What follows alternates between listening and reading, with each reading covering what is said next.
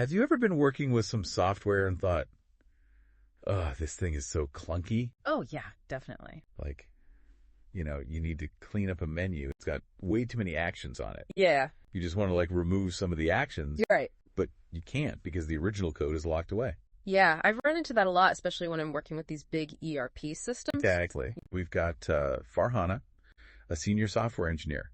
She actually figured out how to solve this problem. Okay, cool. She was dealing with a drop-down menu that had way too many actions. Yeah. And she wanted to remove them, but she couldn't touch the original code. Right. And what I thought was really cool about this is that she didn't just write the code and say, okay, I'm done. Yeah. She talked about the importance of testing and troubleshooting. Because there might be some dependencies. Right. Other parts of the code might be expecting those actions to be there. Exactly. Yeah. So she's like, look at the event logs. Yeah. Check the audit trails. And this is actually something that Farhana does professionally. Oh, yeah. She's the solution architect at Tayana Solutions. Cool.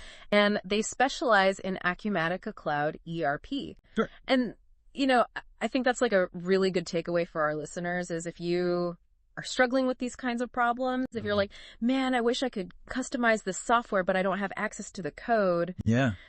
Tayana Solutions, they can help you with that. Right. So if you're interested and this episode resonated with you, yeah, we've got Tayana Solutions contact information in the show notes. Oh, so check them out. Thanks for having me. We'll see you next time.